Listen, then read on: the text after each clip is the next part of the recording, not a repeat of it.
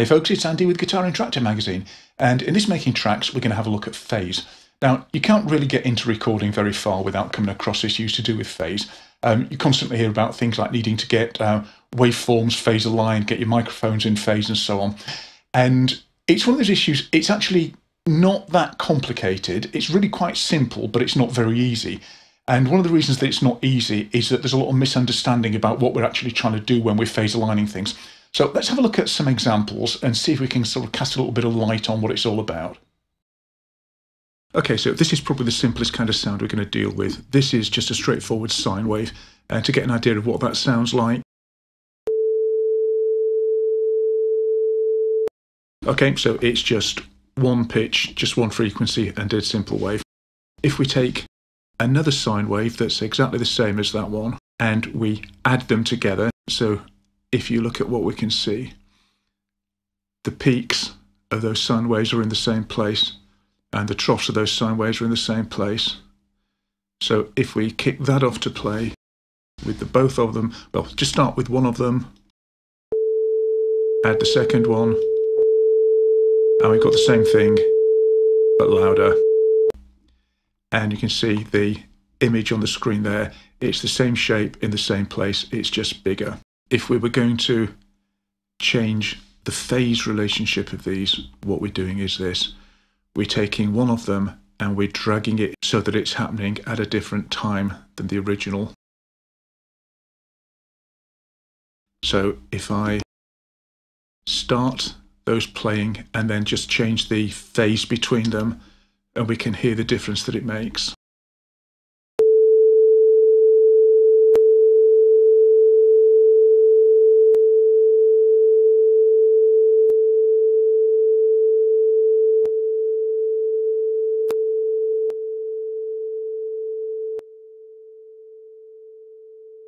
So you can see that as I get those closer to being completely out of phase, where the trough in one is corresponding to the peak in the next one, as they add together, they get quieter and quieter. If I continue to drag,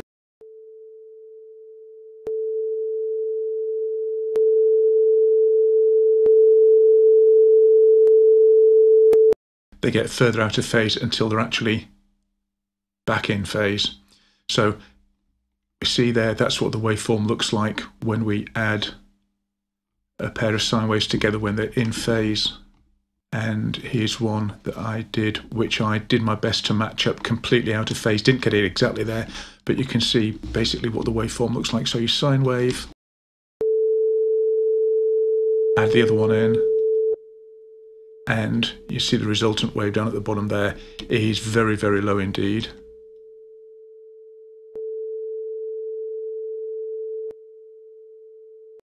Now, if we take a sine wave and we move it part way out of phase, what we get is the same shape wave, but shifted along, and we get a sound that comes somewhere in between the fully in and out of phase sounds.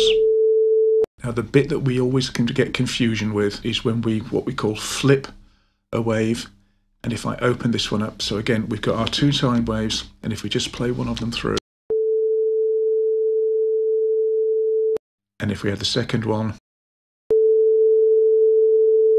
Now, when we phase shifted, we did this. We dragged one along so that they look like mirror images of each other. But when we polarity reverse, what we're doing is going like this. And interestingly, the label on here in Cubase even says phase reverse, even though it's not a phase reverse. It is a polarity reverse, and literally all we've done there is reverse the image, reverse the polarity of the wave. So if we play those two together, we get perfect cancellation, and you can actually see the resultant trace there is an absolute perfect straight line. So the difference between reversing the polarity and shifting the phase by 180 degrees, looking at that, you cannot tell the difference. If that was perfectly aligned, you couldn't tell the difference between the 180 degree out of phase and the polarity reversal until you go right back to the beginning of the waveform And the one that's reversed is simply a mirror image from the very, very beginning. The one that is phase shifted, however, at the beginning, you can see where it's actually moved along in time. And that's where you get this odd little kink that happens right at the beginning and the end. But for a pure sine wave, for a wave that just simply repeats, when you're in the middle part of it, where the signal isn't changing, you can't tell the difference between the two. So the phase shift is based on changing the time relationship. The polarity flip is just based on reversing one of the images. And the polarity flip is a thing that happens when we press, there you go, phase 0, phase 180. It's not phase, it's polarity, but that's the bit that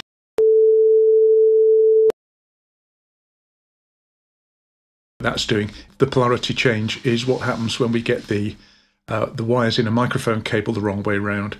It's what happens when we swap the wiring over on the pickups in a guitar and we say they're out of phase. They're not out of phase.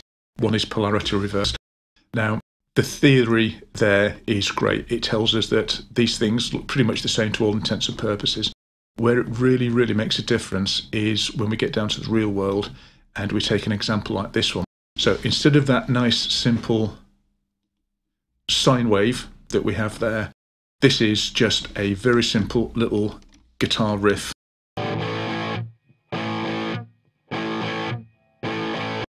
And you can see that that waveform is absolutely nothing like as simple. So if we said, right, let's shift this so it's 180 degrees out of phase. So there's a trough. I've got a peak next to it. Well, I'll tell you what, let's just add these two together. Okay. And if I then say, right, there's a trough. Let me shift one of these along so that it looks like it's out of phase. There you go. I've got the peak there lining up with the trough there. Are these going to cancel out?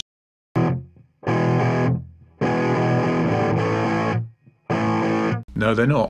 And I can play around with these and look at this. That isn't completely out of phase. It's frequency dependent. And when I've got multiple frequencies in my signal, it just doesn't work that way. So if I align those and then just simply do my phase reverse again, whatever they are will now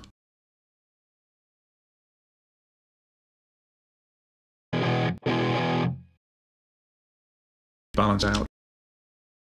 And it's because of this sort of all over the place waveform that we get the problem when we get real world phase issues between multiple microphones, multiple sources. And when the sounds that we're dealing with are not even identical, it can be incredibly difficult just to know where to start to try to line things up. So as I've got this set up, you can see where the cursor is there, and those peaks appear to line up, and that pretty much lines up. But if I come over here, those two peaks on the upper trace to me look kind of like those two peaks on the lower trace, which would suggest that the whole thing wants to move a little bit that way. And with different attacks and decays on those, it can be really, really difficult just to get any sort of sense of alignment. In this case, those actually look pretty well lined up there and there. So if we just run with that, then here's the original track that you heard. And here's the alternate track. And if I add those together,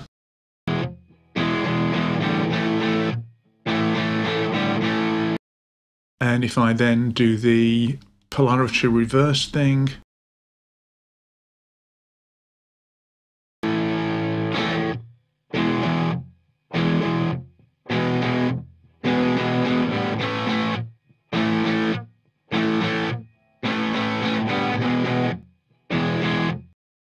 and you can hear that with that button out so that they are in polarity, if you like, the sound is fuller and thicker. So there you go, phase and polarity. The moment we step away from using simple sine waves to look at these things, it becomes really quite apparent where the differences are and why the differences matter. And also that whilst it's quite simple, it's anything but easy to get phase alignment sorted out. So I hope that sort of helps to clarify a little bit about what the differences are and what some of the issues are. And in the next Making Tracks, we're going to have a look at what we can actually do with this knowledge to try and make our recordings that little bit better. Okay, Andy with Guitar Instructor Magazine, take care and see you next time out.